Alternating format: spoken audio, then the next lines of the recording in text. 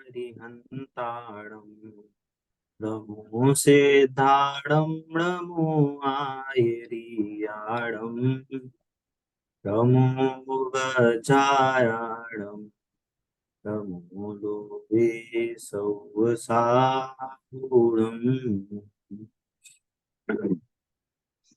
मंगल शासन वन का हमारा 5वां चैप्टर कर्म सिद्धांत, इस पे हमारी चर्चा चल रही थी। लास्ट की कुछ क्लासेस में हमने इस चैप्टर का बेसिक पढ़ा था, जिसमें हमने ये समझा था कि वास्तव में कर्म क्या है, कर्म बंधन क्या है, कर्म बंधन किसे होता है, क्यों होता है, कैसे होता है और कैसे उसका उपाय कर सकते हैं उससे छूटने का। ना ये पूरी विधि हमने डिटेल में समझी थी। और लास्ट क्लास में हमने ये समझा था कि जो कर्म सिद्धांत है वो जैन धर्म का ये एकमात्र ऐसा सिद्धांत है जो सिर्फ जैन धर्म में ही पाया जाता है।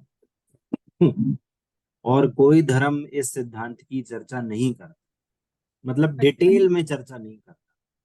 एटलीस्ट दूसरे धर्मों में इतना तो कहा जाएगा। क्या कहा जाएगा कि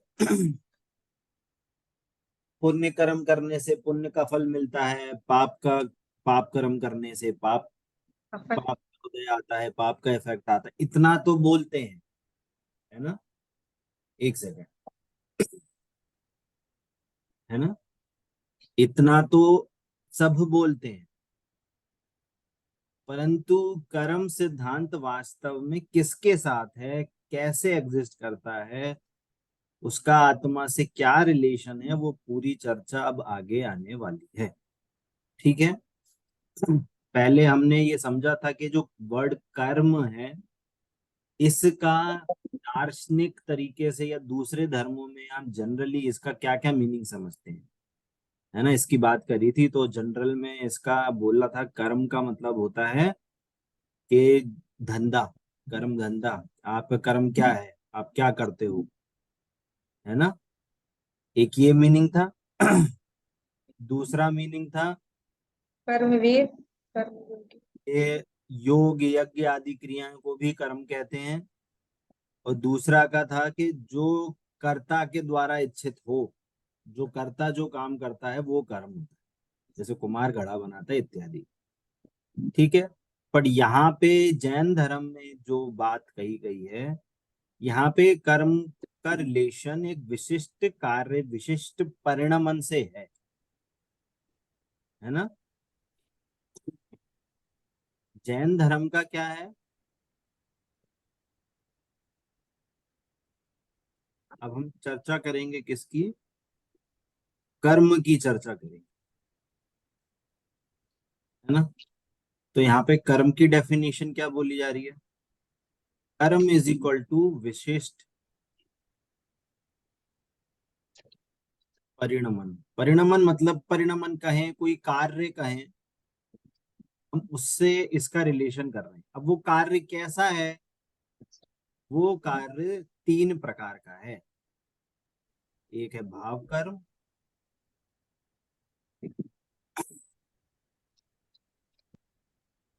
एक है द्रव्य द्रव्य कर्म कर्म। और एक नौ कर्म। नौ नहीं है, ये नो कर्म है, नो। कौन? नो, नौ नहीं है। हाँ, नौ। ठीक है। इस चैप्टर में जो बात है वो इन दोनों की बात है।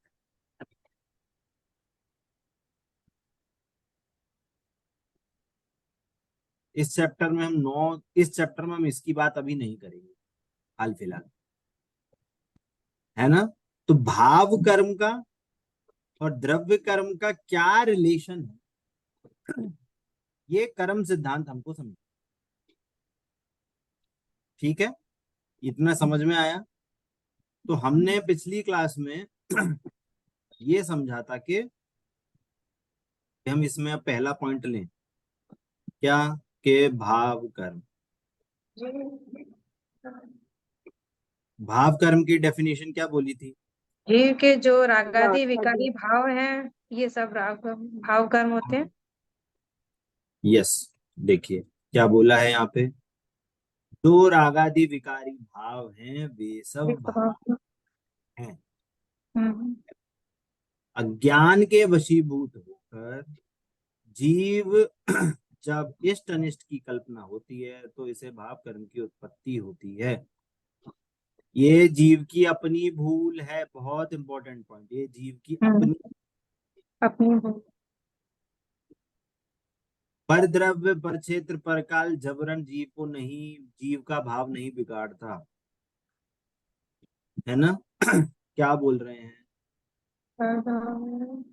भाव कर्म का मीनिंग क्या था कि जीव के ज्ञान, अब इसको डिटेल में बता रहे हैं, ज्ञान मोह राग द्वेष रूप भाव।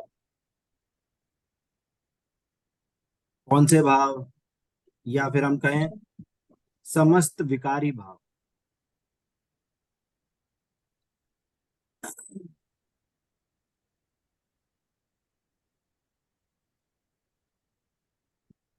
पॉइंट समझ में आ रहा है।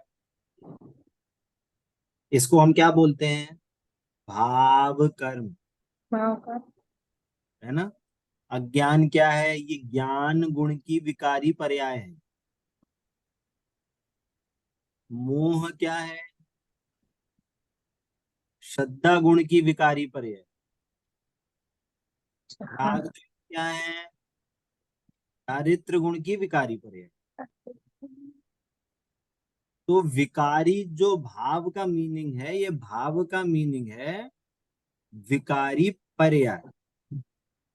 विकारी पर्याय को हम अशुद्ध पर्याय भी कह सकते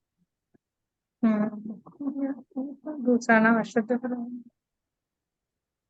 समझ में आ रहा है। जी भैया। भाव में हम इसको तत्वों की भाषा में कहें तो क्या कहेंगे, आश्रव बंध।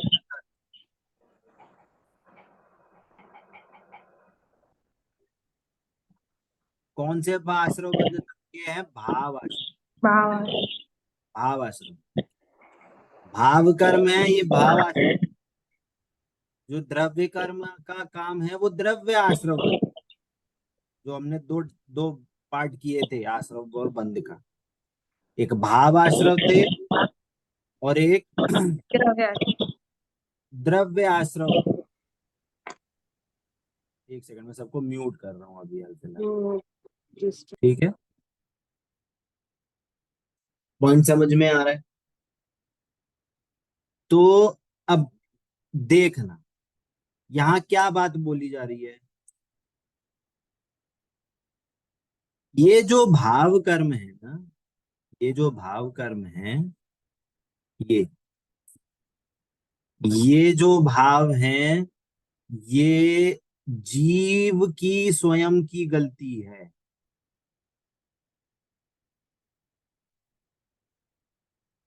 अब बहुत इंपॉर्टेंट बात है ये,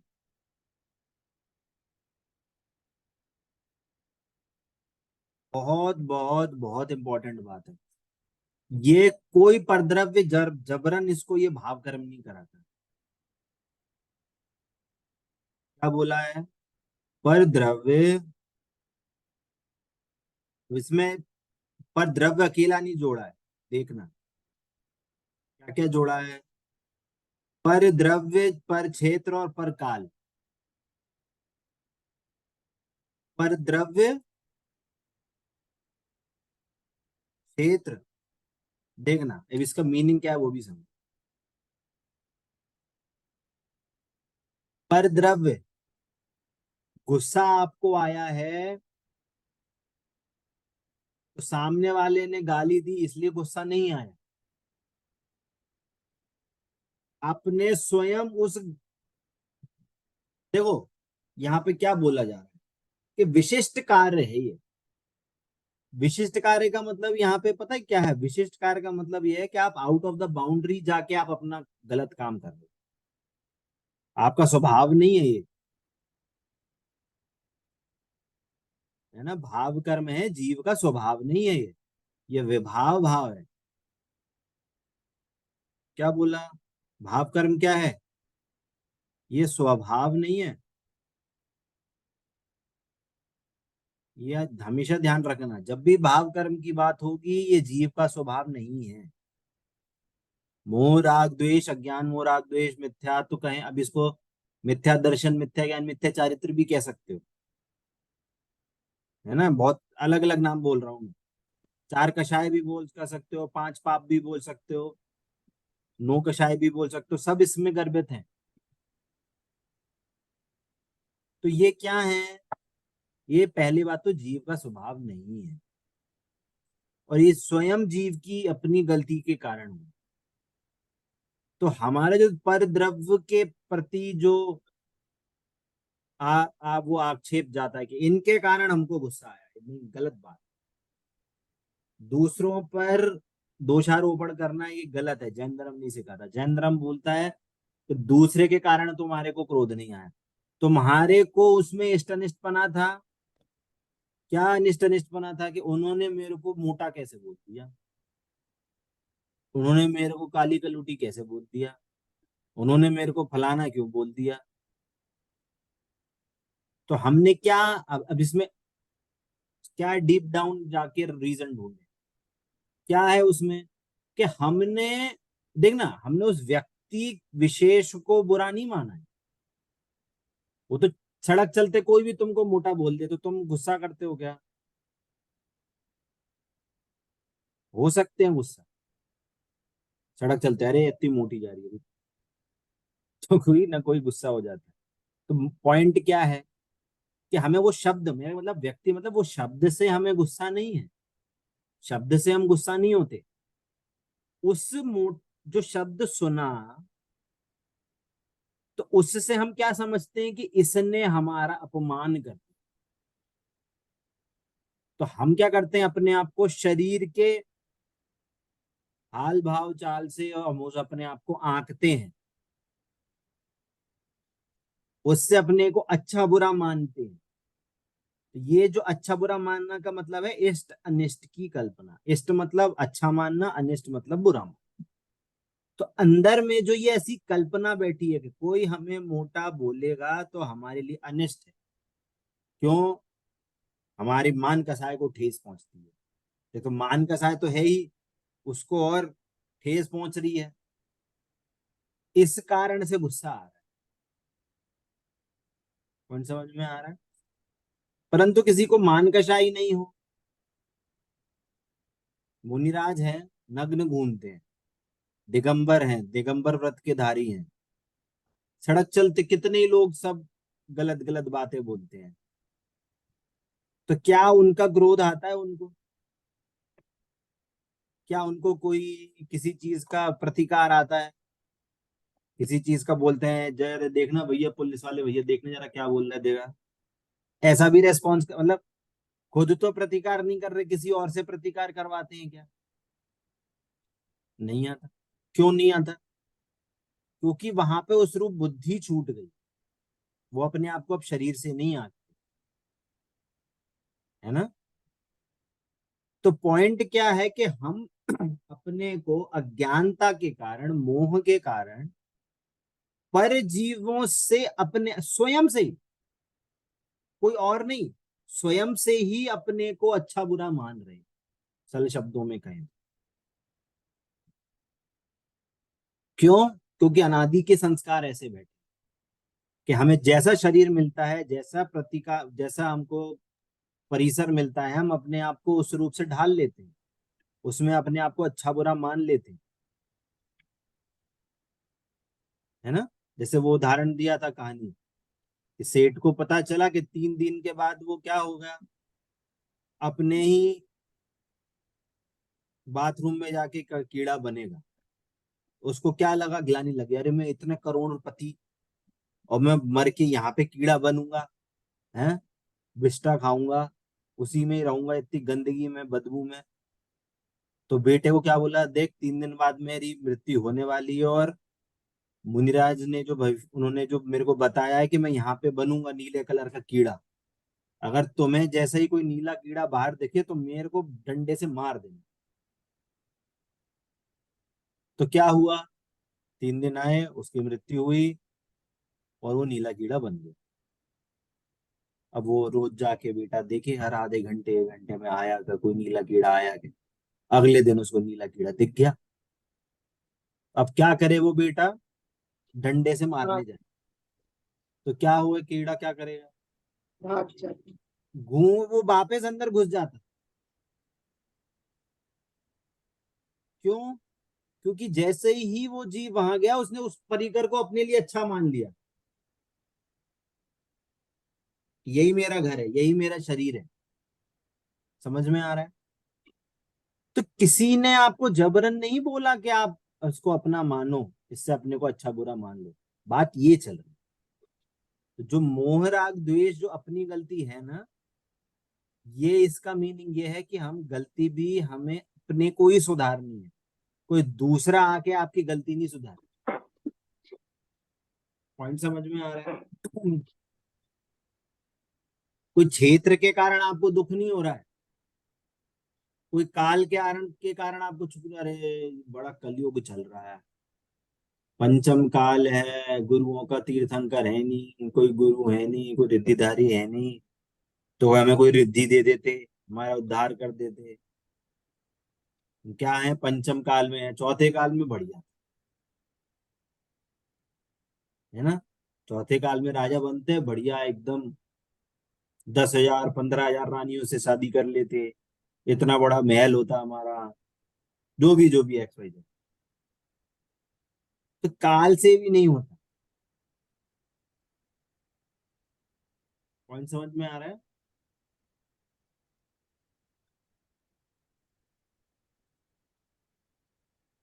क्या बोल रहे हैं? जी भैया जी। जीव के भाव नहीं बिगाड़ता।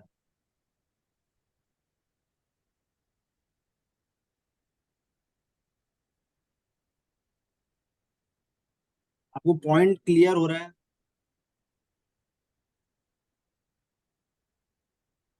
देखिए, इसमें बहुत इंपॉर्टेंट बात छिपी हुई है, अंडरलाइन, जिससे जीव यदि स्वयं अपने विकारी भावों का करता है, जीव स्वयं ही अपनी अपनी अज्ञानता के कारण दुख भोग रहा है, तो ये बहुत क्लियर बात है।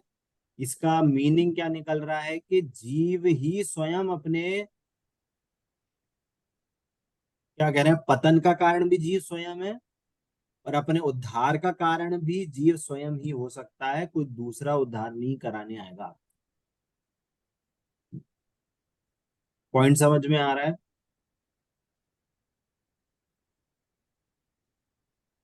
जीव का उद्धार, वर्ड थोड़ा अलग है। जीव का उद्धार मतलब सुखी होना है यदि उसको,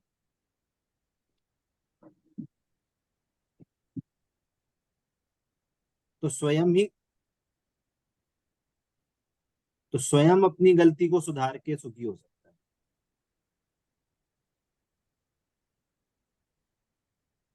या कहें स्वयं ही अपने पुरुषार्थ से सुखी हो सकता है।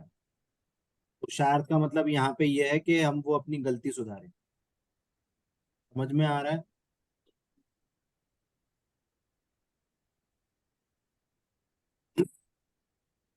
किसी को कोई प्रॉब्लम हो रही है?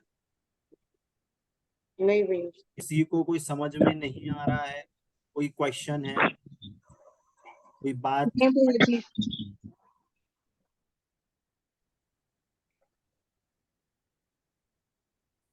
समझ में आ रहा है? जी भैया।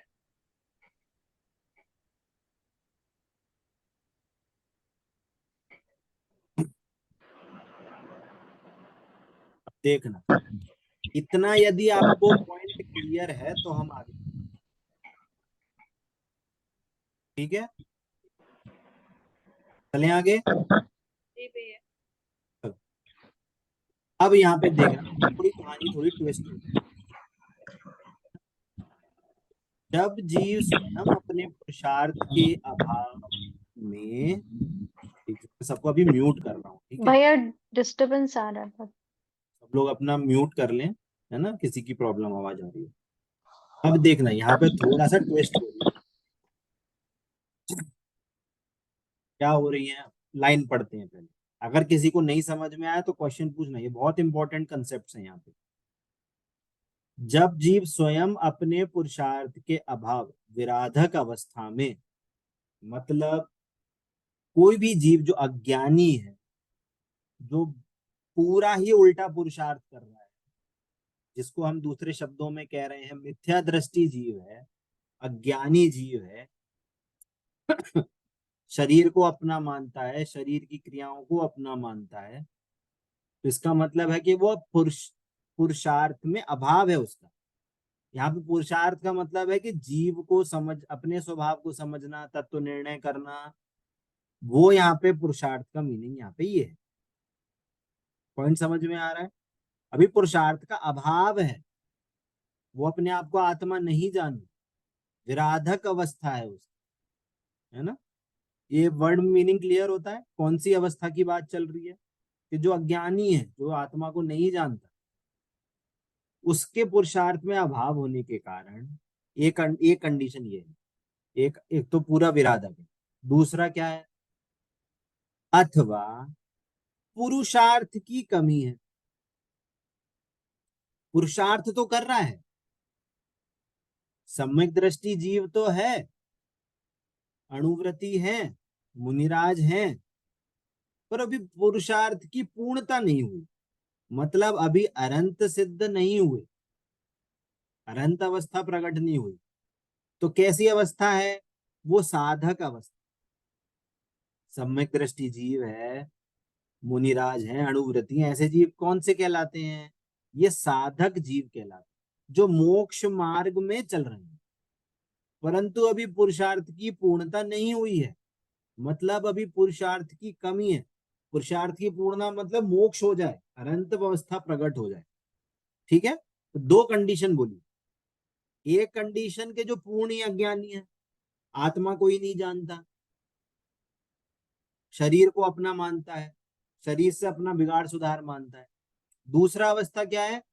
अपने आत्मा को तो जानते हैं कि मैं शुद्धात्मा हूं, ऐसा जानते हैं, परंतु अभी पुरुषार्थ की पूर्णता नहीं हुई, अनंत अवस्था नहीं हुई है। मतलब एक तो है अज्ञानी जीव, कौन सा?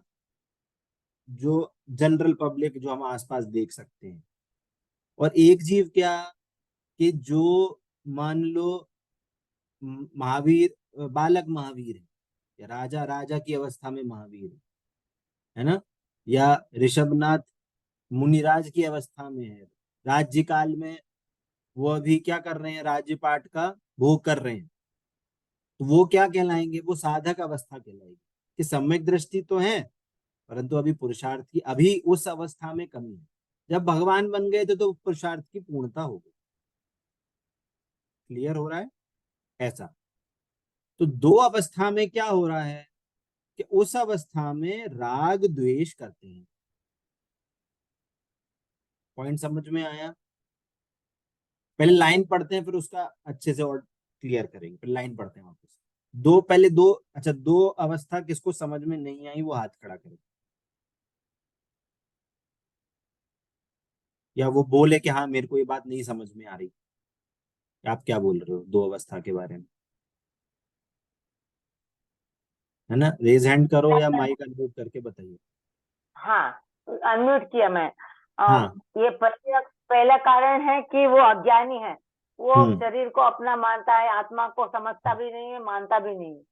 ठीक तो है। ये समझता है जो कारण हो रहा है वो मेरे कारण, किसी और को ये कारण वार समझता है, अपना नहीं, अपना गलती वो समझता ही नहीं है।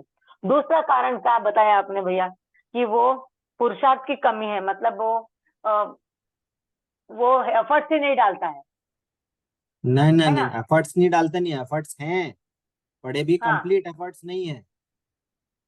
जैसे मुनिराज की अवस्था है, वहां कंप्लीट सम्यक एफर्ट्स। सम्यक दृष्टि जीव है, लेकिन अभी पुरुषार्थ की कमी, मतलब पूर्णता हाँ नहीं है। हाँ। लेकिन वो पुरुषार्थ की सम्यक दृष्टि पूर्णता कैसे मतलब, होगा? हाँ, पुरुषार्थ की नहीं, पूर्णता कब होती है? हाँ, पुरुषार्थ की जब पूर्णता पूर्ण, होती है अनंत अवस्था हो जाएगी। हाँ, ठीक है, परंतु हम्म, ऐसे जीव भी हो सकते हैं जो मोक्ष मार्गी हैं, मोक्ष के पथ पे हाँ, चल रहे हैं, सम्यक हाँ, दृष्टि है, अणुव्रत लिए, व्रत लिए हैं, या मुनिराज बन चुके हैं, एलक छुल्लक हैं, आरिका माता जी हैं, तो उनमें क्या है, उनमें अभी पुरुषार्थ की कमी है। तो दो स्टेट बताई, एक अज्ञानी की स्टेट बताई है और एक मोक्ष मार्ग जिसको हम साधक अवस्था बोलते भैया ये दोनों अवस्था। बट ये दोनों चीजें कैसे हो सकती कि उसने अणुव्रत भी लिया है, ब्रह्मचर्य भी लिया है और क्षुल्लक जी भी हैं, मतलब फिर भी उनमें पुरुषार्थ की कमी है, तो ये पॉसिबल है क्या? पुरुषार्थ मैं क्या बोल रहा हूँ, पुरुषार्थ कंप्लीट का मतलब है कि अनंत अवस्था हो जाए। अनंत अवस्था हो गई क्या मुनिराज अवस्था में? पूर्ण नहीं ध्यान हुई। लगा लिया क्या? नहीं। तो इसलिए अभी उनको पुरुषार्थ की कमी बोल रहे हैं कि अभी मोक्ष नहीं हुआ ना, तो नहीं। अभी पुरुषार्थ की कमी है। हाँ, तो ये अवस्था तो साधक अवस्था है, सेकेंड ये वाला। साधक अवस्था है और एक भैया जी अज्ञान बहुत अवस्था। शोर आ रहा है, डिस्टरबेंस आ रहा है। हाँ हाँ, हाँ भैया, सब लोग म्यूट कर लीजिए, जिसको क्वेश्चन है सिर्फ वही बोल। मेरे को पूछना है, मैं पूछ रही हूँ। हाँ ठीक है, दो स्टेट समझ हाँ, में आई। नहीं, पहला वाला अज्ञानता है, वो हाँ अज्ञानी तो हमारे जैसे हैं। पहला वाला तो हाँ क्लियर है, पर दूसरा वाला हाँ, थोड़ा थोड़ा सा। दूसरे वाले में क्या है प्रॉब्लम हो रही? मेरे को पहला वाला बताइए भैया। पहला वाला तो अज्ञानी जीव है जो जानता ही नहीं आत्मा को। अच्छा, वो हमारे जैसा है। आपके जैसा क्यों है वो? आप तो आत्मा को जानते हो, आत्मा क्या है। हाँ, तो वो कौन सा प्राणी होगा? अरे तो सड़क चलते कोई भी प्राणी पकड़ लो आप, जो आत्मा के बारे में नहीं जानते। तो अच्छा दूसरी बात, वो हम अच्छा। अपने जैसा भी हो सकता है, सुनता तो है पर मानता नहीं है, एक मिथ्या वो भी दृष्टि अज्ञानी जीव जीव होगा है। और एक सम्यक दृष्टि अभी जीव देखो, होगा। देखिए बात क्या चल रही है, दो टाइप के जीवों की बात चल रही है। एक जो आत्मा ही नहीं जानता, ठीक है। अभी मैं सबका म्यूट कर रहा हूँ, पहले आप 2 मिनट वापस से सुनिए। सब लोग अपना म्यूट म्यूट कर लीजिए। क्या बोल रहे हैं, वापस से आते हैं।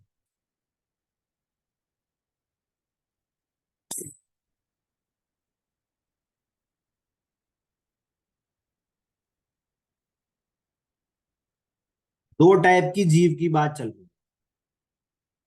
पहला कौन सा जीव है? ये अज्ञानी जीव है। अज्ञानी जीव का मतलब ये आत्मा को नहीं जानता, या कहें आत्मा और शरीर को एक जानता है।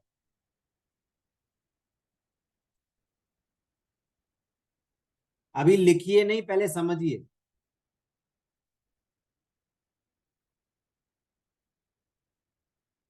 समझ में आ रहा है? इसको हम क्या वर्ड दे रहे हैं? इसको हम वर्ड दे रहे हैं विराधक। विराधक मतलब विराधना करने वाला। किसकी विराधना कर रहा है? आत्म स्वभाव की विराधना कर। तो इसको आत्मा के बारे में नहीं पता, पर इसको आत्मा के बारे में नहीं पता होने से भी इसको क्या होते हैं, इसको भी राग द्वेष होते हैं, इसको भी कषाय होती है, इसको भी 5 पाप होते हैं, ठीक है।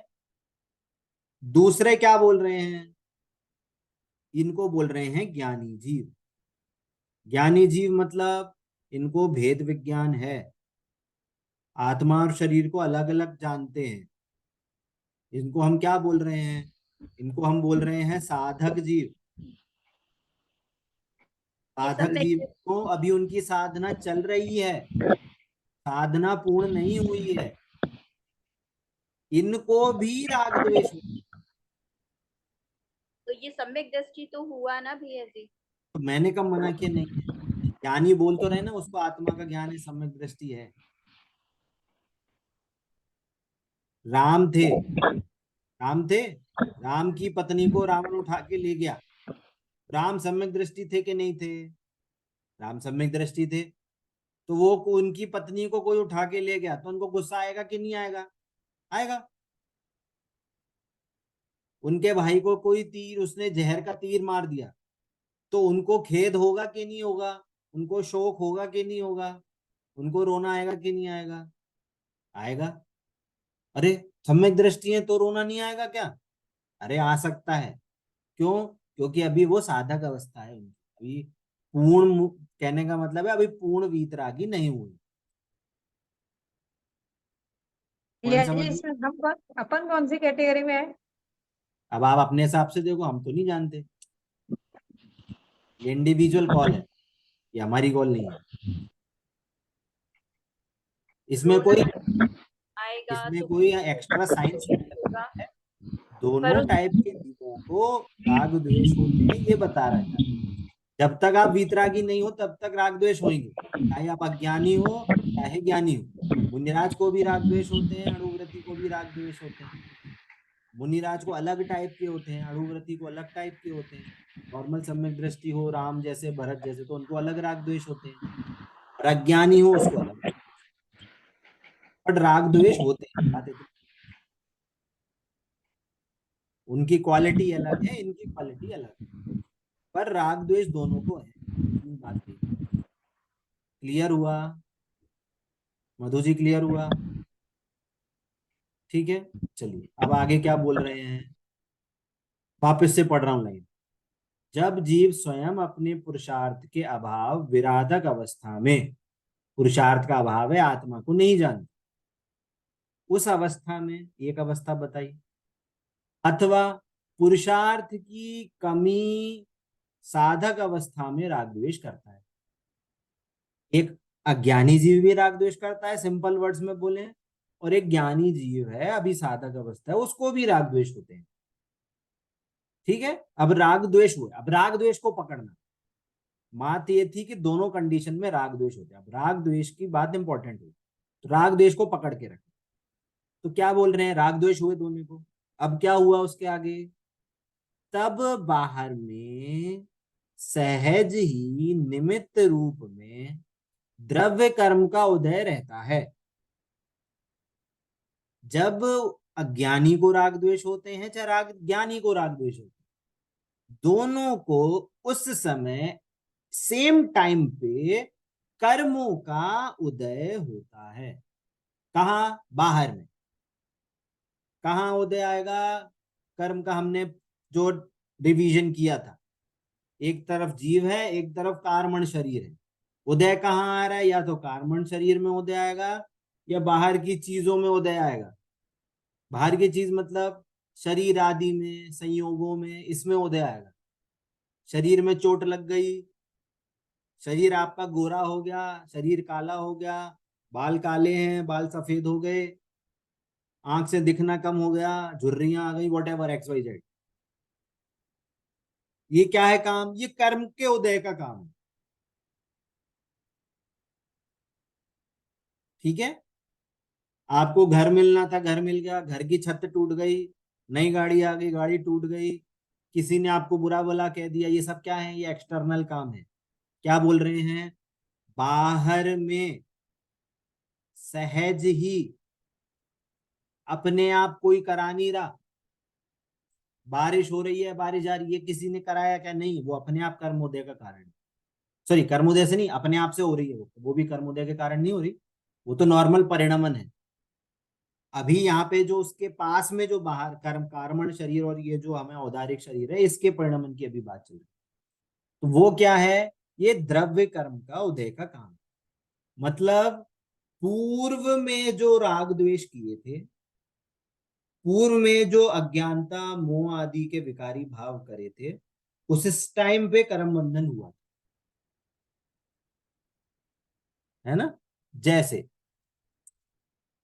आप टीवी देख रहे हो, हैं, आप टीवी देख रहे हो, इंडिया पाकिस्तान का मैच चल रहा है, आपने क्या बोला? हार जाए, हार जाए, एकदम बेकार लोग हैं ये, खेलना आता नहीं है। इंडिया से आपने बोला क्या? हार जाए। उसको एक पाकिस्तान का बॉलर था, बॉलिंग करा रहा था, बॉलिंग कराते कराते फिसल गया, उसको क्या हुआ? टांग में चोट आ गई। तो क्या बोल रहे हैं अपन? बढ़िया बढ़िया बढ़िया, अब पाकिस्तान हार जाएगी। तो क्या हुआ? आपने कर्म बांध लिया कि आपकी भी टांग टूटेगी। अब क्या कर्म बंधा कि आज के टाइम से जो भी टाइम होगा, आज से 10 साल बाद आपकी भी टांग टूटेगी। आपके शरीर, आपने कर्म बांध लिया ऐसा। आपने क्या भाव करे, आपने क्या भाव करे, किसी को दुख हुआ, किसी को चोट लगी, तो हमने क्या बोलिया, बहुत बढ़िया बहुत बढ़िया, अब तो टीम इंडिया जीत जाएगी, इसका जो मेन बॉलर है उसको चोट लग गई है, वो बाहर भाग गया। तो अपन क्या बोल रहे हैं, अरे बढ़िया है बढ़िया। अपन ने क्या करा, अपन ने वैसा कर्म बांध लिया। देखना हमने क्या करा, हमने करे थे क्या, राग द्वेष रूप भाव। पाकिस्तान से द्वेष, पाकिस्तान की टीम से द्वेष, और अपनी इंडिया की टीम से राग। उसके प्लेयर की कंडीशन के से अब देखना, वो दुश्मन है, मतलब अपने भावों के अनुसार क्या है, वो एंटी इंडिया है, इंडिया के अगेंस्ट खड़ा है। उसको चोट लग गई तो उसको क्या बोल रहा है, मुझसे खुश हो रहा है। और मान लो किसी ने, बॉलर ने, पाकिस्तान के बॉलर ने एकदम बाउंसर कराई और बैट्समैन के एकदम मुंह पे लग गई, खून खून हो गया, तो अपन क्या बोल रहे हैं जी, बेकार बॉलर है, उसने दुश्मनी ले लिया, ये ले लिया वो ले लिया, तो अपन उस पर गुस्सा कर रहे हैं, जबरन नहीं। अभी एग्जाम्पल समझना, अब आप जहां पे भी चाहो तो डेली लाइफ में आप लगा सकते हो। तो क्या हुआ कि हमने कर्म बांधा। अब जिस टाइप के भाव होंगे, जितनी तीव्रता से वो भाव होंगे, वो आपको डिफाइन करेगा कि वो कर्म बंधन कैसा हो। अब आपने जिस तीव्रता और जिस इंटेंसिटी से आपने भाव करे थे, उसके अनुसार क्या हुआ कि 10 साल के बाद आपकी भी टांग टूटेगी। आपकी टांग टूटेगी मतलब आपके शरीर में ऐसा काम हो जाएगा। अब आप भी दौड़ रहे थे, आप फिसल गए, टांग टूट गई, तो हम क्या मानने लगे, देखना वो टांग टूटी का कारण कौन था, कर्म का उदय जो पूर्व में आना था। क्लियर आ रही है, पॉइंट समझ में आ रहा है। वो शरीर की कंडीशन कैसी होनी थी, पूर्व में जो कर्म का बांधा था वो उदय में आया है, और जैसे ही वो उदय में आया, वो टांग टूटी, वैसे ही क्या हुआ, अरे बाप रे टांग टूट गई। तो क्या हुआ, मेरी टांग टूट गई। अब देखना, अब यहाँ पे समझने की बात, क्या बोल रहे हैं कि ये काम क्या है, निमित्त रूप हुआ है। अब ये काम, अब यहाँ पे दो वर्ड आ रहे हैं, एक उपादान और एक निमित्त। क्या समझ में आया, दो वर्ड आ रहे हैं, एक उपादान और एक निमित्त। निमित्त का मतलब होता है चलो डेफिनेशन से ही समझते हैं आपको, क्या कहते हैं।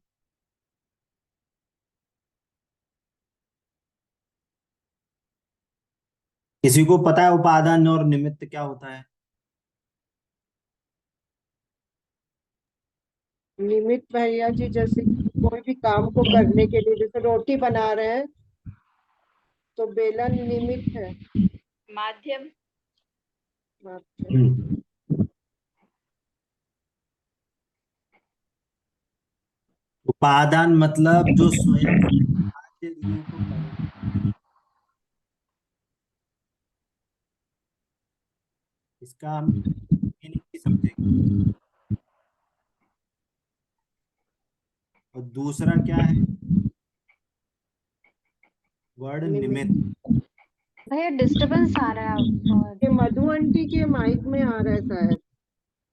सब मधु लोग आंटी माइक, आप म्यूट रखो।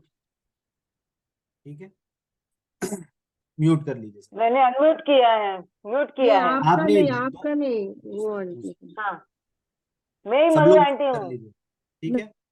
निमित्त की डेफिनेशन क्या है, जो स्वयं कार्य रूप नहीं परिणमता।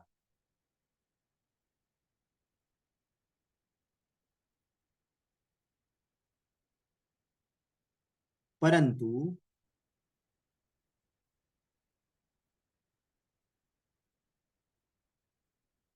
कार्य के,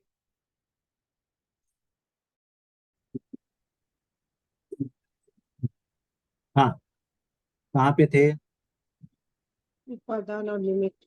हाँ, उपादान और निमित्त। निमित्त। तो जो स्वयं कार्य रूप नहीं परिणमता, परंतु कार्य के अनुकूल होने का आरोप आता है। इसका मीनिंग समझा।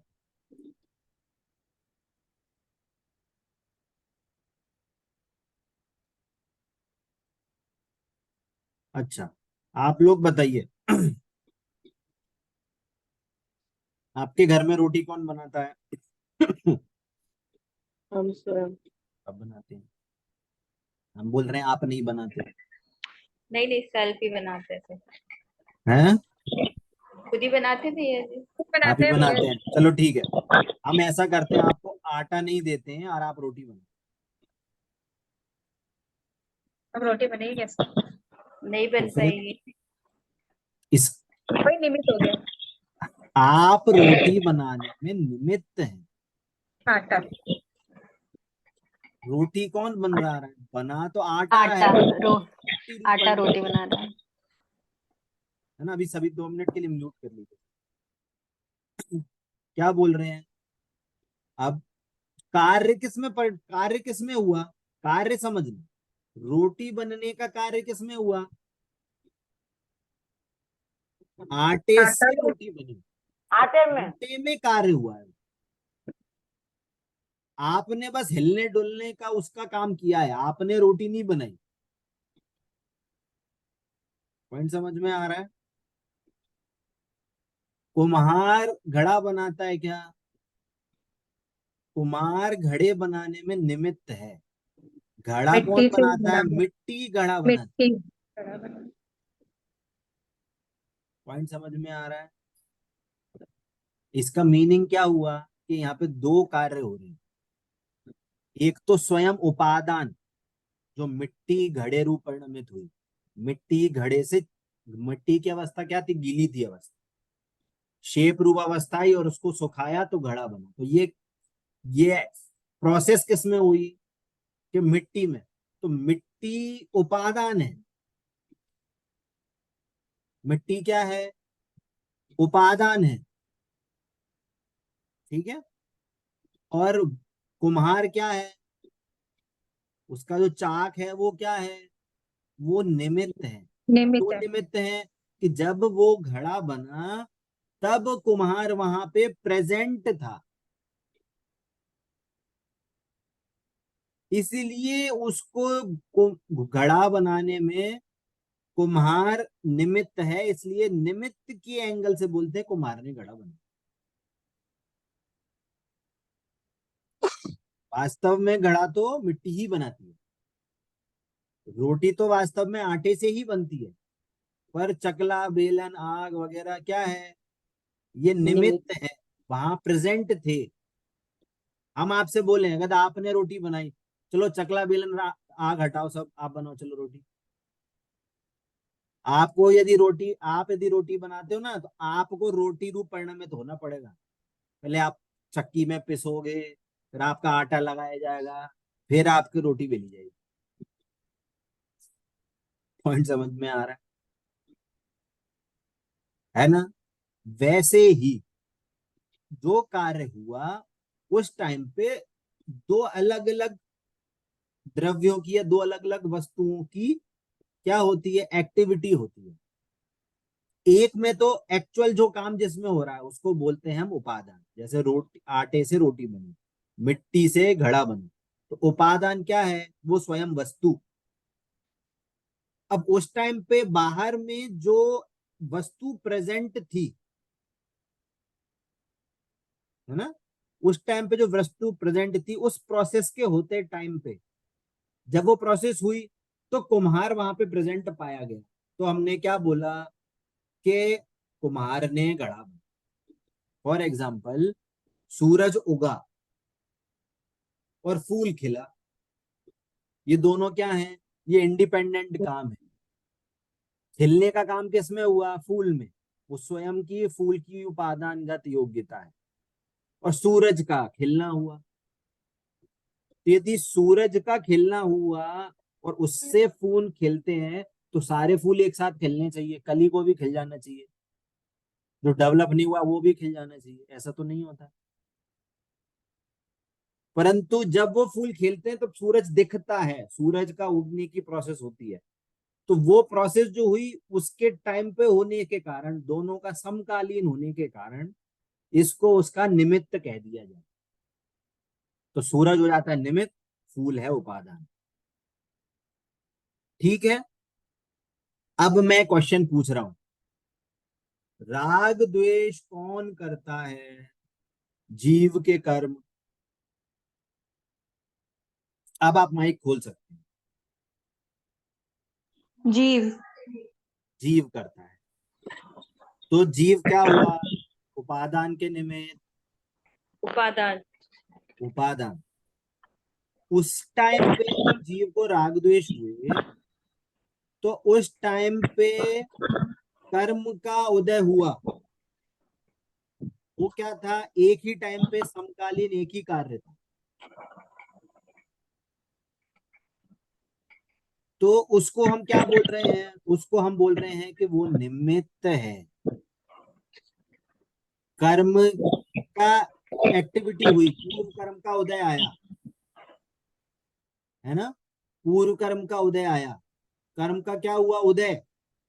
और उसी टाइम क्या हुए? राग द्वेष। पर राग द्वेष कहाँ पे हुए? वो कार्य कहाँ पे हुआ? कि आत्मा में हुआ, जीव में हुआ। परंतु उस टाइम पे कर्म क्या था? कर्म प्रेजेंट था उस प्रोसेस के होते के टाइम पे, वो एक्टिविटी हुई कर्म की। तो कर्म क्या हो गया? उस राग द्वेष के होने में निमित्त हो गया। निमित्त का मतलब होता है कि वो एक इंडिपेंडेंट चीज है, वो प्रेजेंट है बस।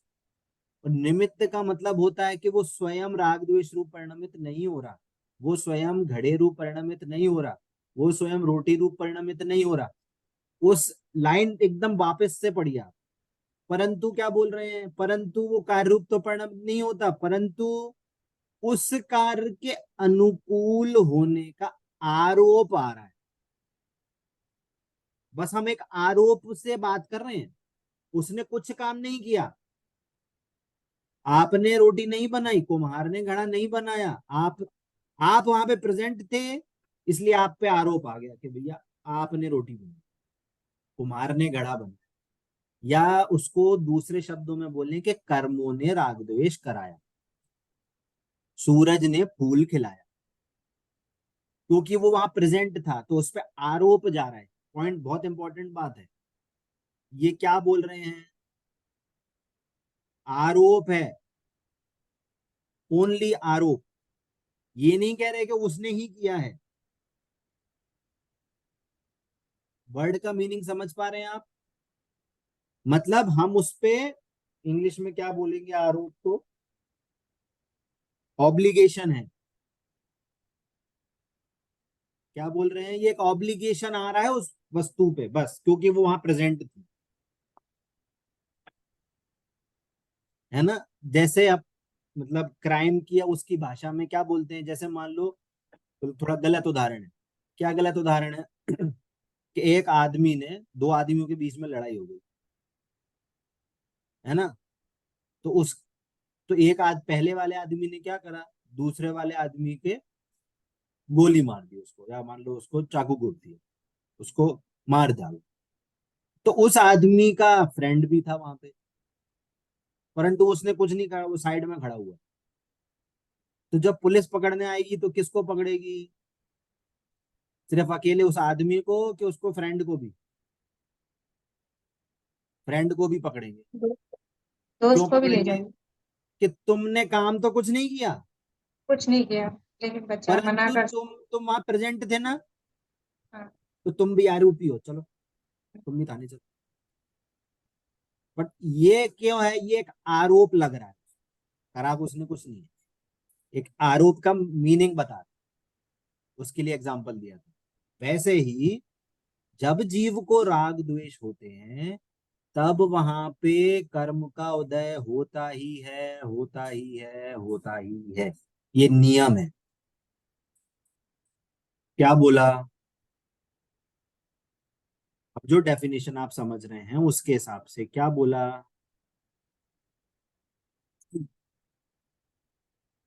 जब जब जीव को क्या कहें, जब जब राग द्वेष होते हैं, राग द्वेष में सब चीज गिनना, या हम राग द्वेष हटाते हैं, जब जब विकारी भाव होते हैं, विकारी भाव में अज्ञान मोह राग द्वेष, चार कषाय पांच पाप सब जोड़ लेना, है ना, इसलिए शॉर्ट में बता, जब जब विकारी भाव होते हैं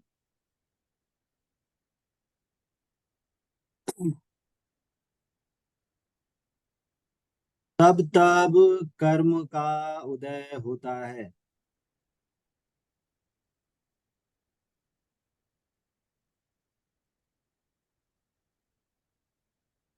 ये क्या है, ये कंपलसरी है, ये कंपलसरी रूल है, ये जैन धर्म का ये अकाट्य सिद्धांत है। जब जब कर्म उदय होगा तब तब आपको राग द्वेष होंगे।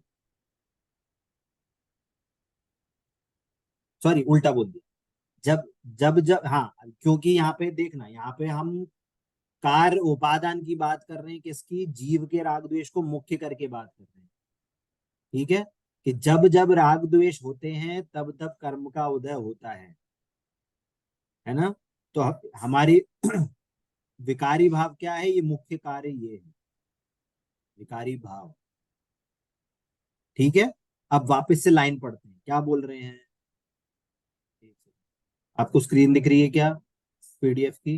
हाँ, नहीं दिख रही है। दिख रही है, चलिए, क्या बोल रहे हैं, तब जब जब राग द्वेष होते हैं, कौन सी दो दो अवस्था कही थी ना, उन दो अवस्था में जब जब राग द्वेष होते हैं तब बाहर में सहज ही निमित्त रूप से द्रव्य कर्म का उदय होता है, ठीक है। उपादान कार्य रूप स्वयं परिणमन करता है, मतलब वो राग द्वेष जो है वो स्वयं जीव परिणमन करता है, वो स्वयं की योग्यता है, स्वयं की गलती है, उसके कारण से उसको राग द्वेष हो रहे हैं, स्वयं की अज्ञानता से राग द्वेष हो रहे हैं, या स्वयं की पुरुषार्थ की कमी से अभी पूर्ण साधना नहीं हुई है, तो जितने जितने शेष राग द्वेष बचे हैं उसके कारण वो भाव होते हैं। वो स्वयं उपादानगत योग्यता है, उपादान मतलब स्वयं की योग्यता थी जी, और निमित्त उपादानगत उस कार्य रूप तो परिणमन नहीं करता, कर्म राग द्वेष रूप परिणमत नहीं करता, पर कार्य के काल में विद्यमान रहता है, वो सिर्फ वहां प्रेजेंट रहता है। समझ में आ रहा है, जब जब राग द्वेष होते हैं तब तब कर्म का उदय होता है, एज सिंपल एज दैट, चाहे वो साधक अवस्था हो चाहे वो अज्ञान की अवस्था हो। इसके कारण यहाँ पे एक नई डेफिनेशन बताई जा रही है, भाव कर्म की नई डेफिनेशन, इसी एक पैराग्राफ को कंसेप्ट समझते हुए क्या बोल रहे हैं, निष्कर्ष में हम ये कह सकते हैं कि पूर्वबद्ध, पूर्व में जो पहले से बांधे हुए मोहिनी आदि कर्म है ना, अभी 8 कर्म इसमें गिन लेना, जो भी कर्म हो, पूर्वबद्ध कर्मों के उदय का निमित्त पाकर, अब देखना भैया जी पहले, पीडीएफ नहीं दिख रहा है। हाँ पीडीएफ नहीं दिख रहा है भैया जी। मैं वही तो पूछ रहा था, नहीं स्क्रीन एक्चुअली जो आप नोट्स लिखवा रहे हैं वही दिखता है। चलिए अब दिख रही है, नहीं भैया जी, आपका नोट दिखाइए। आपका मैं दिखा दूंगा, वापस से लाइन पढ़ रहा हूं, जब स्वयं जीव अपने पुरुषार्थ के अभाव में अथवा पुरुषार्थ की कमी के अभाव साधक अवस्था में राग द्वेष करता है, तब बाहर में सहज निमित्त रूप में द्रव्य कर्म का उदय रहता है, मतलब जब जब जीव को राग द्वेष होंगे तब तब बाहर द्रव्य कर्म का उदय होगा। दूसरे शब्दों में कहें, जब जब आश्रव भाव आश्रव बंद होंगे, वापस से बोल रहा हूं, जब जब भाव आश्रव बंद रूप भाव होंगे तब तब बाहर में द्रव्य आश्रव बंद रूप कार्य होगा। ये कंपलसरी रूल है, ये अकाट्य सिद्धांत है जैनिज्म, इसको गलत नहीं सिद्ध हो सकता, ये मतलब ये वस्तु व्यवस्था है, जैन धर्म का नहीं है, जैन धर्म में तो उसको बताया है और वास्तव में ऐसी वस्तु व्यवस्था है, ऐसी प्रोसेस एग्जिस्ट करती है कि जब जब राग द्वेष होते हैं तब तब पूर्व के कर्म का उदय होता है। तो जो राग द्वेष हुए वो क्या थी? स्वयं जीव की उपादान योग्यता थी। उपादान योग्यता थी मतलब जिस रूप, जिस इंटेंसिटी से, जितने लेवल का जो राग द्वेष होगा वो जीव की योग्यता के कारण है। आपको कम हो, मेरे को ज्यादा हो, इनको और ज्यादा हो, इनको और कम हो, तो ये पर्टिकुलर जीव की योग्यता है। और जैसी योग्यता हुई, परंतु जो कर्म का उदय आया वो कैसे आया है? वो पूर्व में जो कर्म के बंध उदय थे उसके कारण आया। ठीक है, तो ये क्या हो गया? कर्म निमित्त। ठीक है, अब क्या हो रहा है? हमने बात करी किसको मुख्य करके? जीव के भाव को मुख्य करके। ये ध्यान रखना, कर्म नहीं करा रहा है, कर्म जीव को भाव नहीं करा रहा है, वहां पे बस वो क्या है? प्रेजेंट है, विद्यमान है। क्या बोला? निमित्त उपादानगत उस कार्य को परिणमन नहीं कराता, नहीं करता। कर्म जीव को राग द्वेष नहीं करा रहा, वो स्वयं की गलती है, परंतु वह उस कार्य के काल में विद्यमान है, वो प्रेजेंट है, इसलिए उसको निमित्त बोल रहे हैं। अब देखना, अब जो नेक्स्ट लाइन आ रही है वो अब इसको मुख्य करके बात हो रही है, कह रहे हैं वही बात, समझना उल्टा नहीं है। सेंटेंस थोड़ा सा चेंज हो रहा है ना? पहले सेंटेंस पढ़ते हैं फिर समझेंगे। इस निष्कर्ष में हम ये कह सकते हैं कि पूर्वबद्ध कर्मों के उदय के निमित्त पाकर आत्मा में उत्पन्न होने वाले मोह राग द्वेष विकारी भावों को भाव कर्म कहते हैं। अब यहाँ पे क्या कहा? पहले भाव कर्म को मुख्य करके बात करी थी, जब जब भाव कर्म होते हैं तब तब कर्म का उदय होता है। तो जब ये प्रोसेस पता चल गई क्या कि जब जब भाव कर्म होंगे तब तब कर्म का उदय होगा, तो हमने क्या करा? हमने ये वाली बात कर्म को मुख्य करके बात करी कि जब जब पूर्व कर्म का उदय का निमित्त होगा तब तब आपको ऐसे विकारी भाव होंगे। हमने वाली बात एक ही बात बोली है, हमने ये कान को यहां से पकड़ा है, चाहे इस कान को घुमा के ऐसे पकड़ाओ, पकड़ा कान को ही है, पकड़ा यही बताया है कि जीव के विकारी भाव हुए हैं। परंतु ये बात नहीं समझना कि कर्म ने ऐसे कराया, क्योंकि सेंटेंस में लोग जनरली गलत समझते हैं। क्या समझ रहे हैं? कि पूर्व कर्म के उदय के निमित्त पाकर, मतलब कि जब वो कर्म का उदय आया था तो उस टाइम पे जीव के भाव हो रहे थे। ये वाली बात कही जा रही है, बस इतनी सी बात कही जा रही है कि जब कर्म का उदय हुआ था तब उस टाइम के जीव को राग द्वेष के भाव हुए थे, इसलिए उसे भाव कर्म कहते हैं। पॉइंट समझ में आ रहा है? नहीं आ रहा?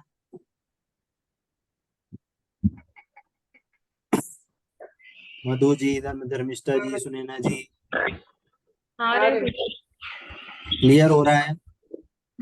ठीक है, अब आगे जितनी भी बात आएगी, अब हम द्रव्य कर्म को मुख्य करके बात करेंगे, इसलिए हम जो एफर्ट लगा रहे हैं वो उस कंसेप्ट को नक्की करने में एफर्ट लगा रहे हैं कि जीव की स्वयं की गलती है, कर्म नहीं करा था, कर्म उस टाइम पर प्रेजेंट था, इसलिए कहता है कि कर्म के निमित्त से वो वाले भाव हुए।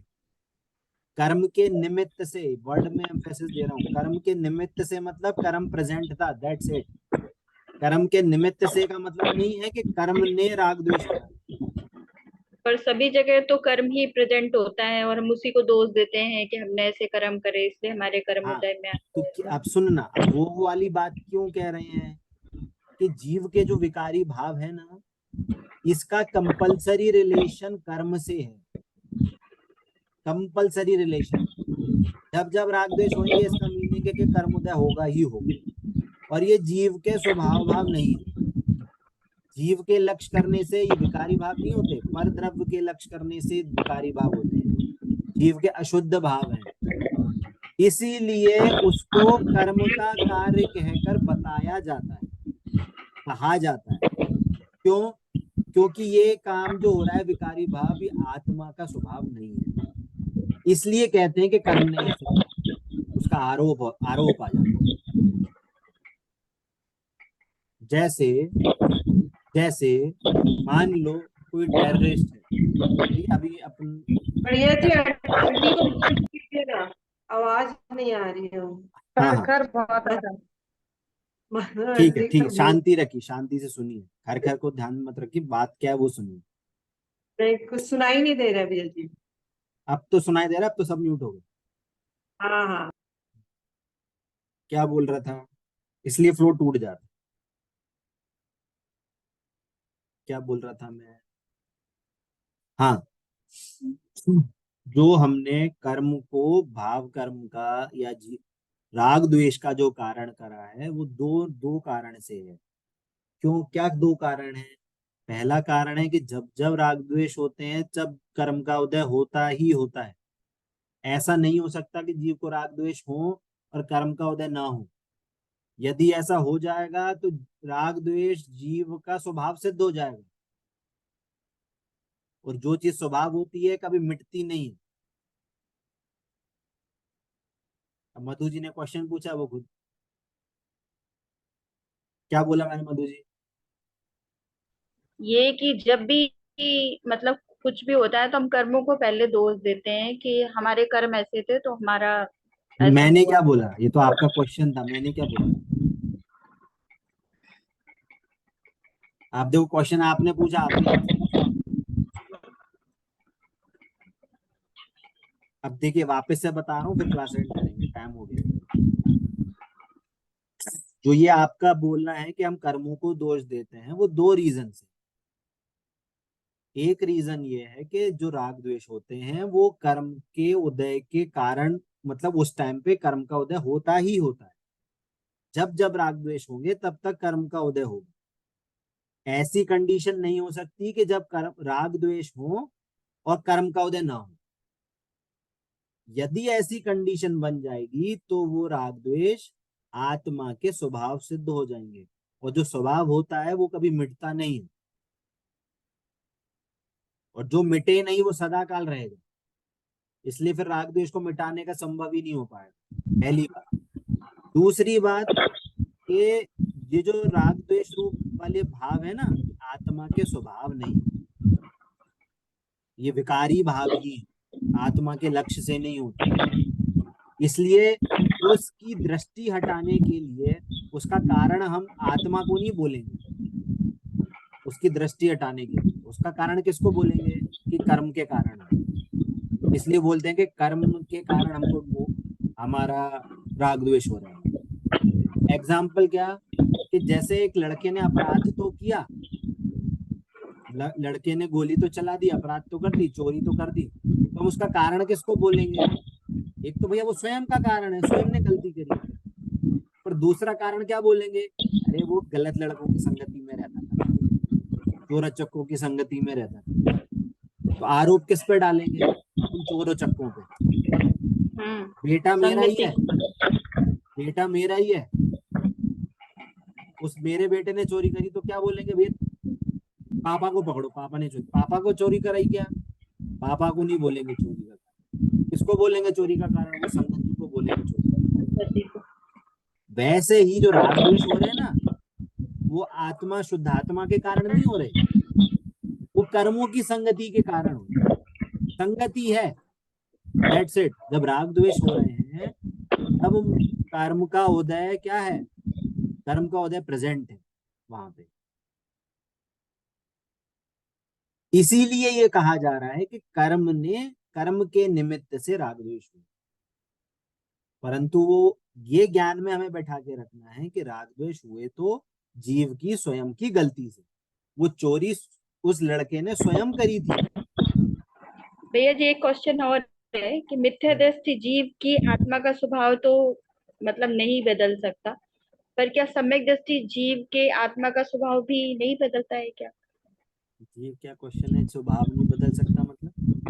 जैसे अभी आपने बोला कि आत्मा का स्वभाव नहीं बदलता, अभी आपने बोला था शायद हाँ, बीच में, तो क्या सम्यक दृष्टि जीव की आत्मा का स्वभाव सारी उसके शुद्धात्मा सम्यक का स्वभाव तो सेम ही है।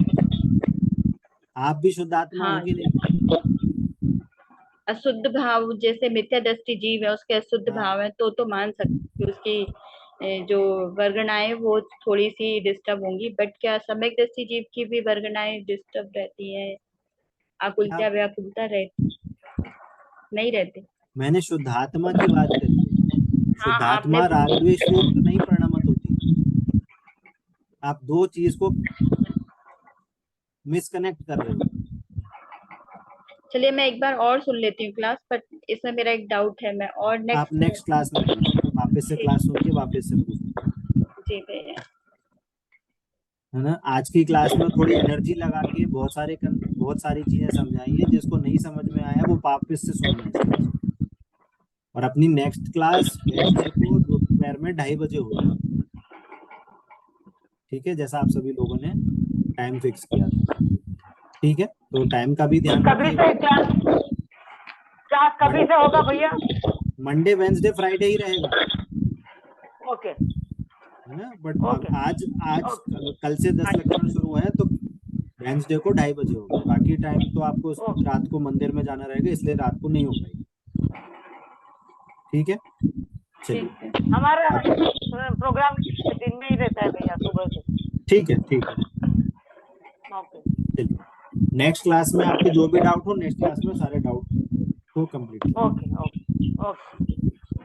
जय जिनेंद्र भैया। जय जिनवाणी जिनेंद्र के सभी को। ज्ञान से सूझे लोकालोक, सोवाणी मस्तक नमो सदा देत हूँ गो। बोले द्वादशांग में जिनवाणी माता की जय हो, जय हो। अहिंसा में जैन धर्म की जय हो, जय हो। जय जिनेंद्र सभी को। सभी को जय जय जिनेंद्र सभी।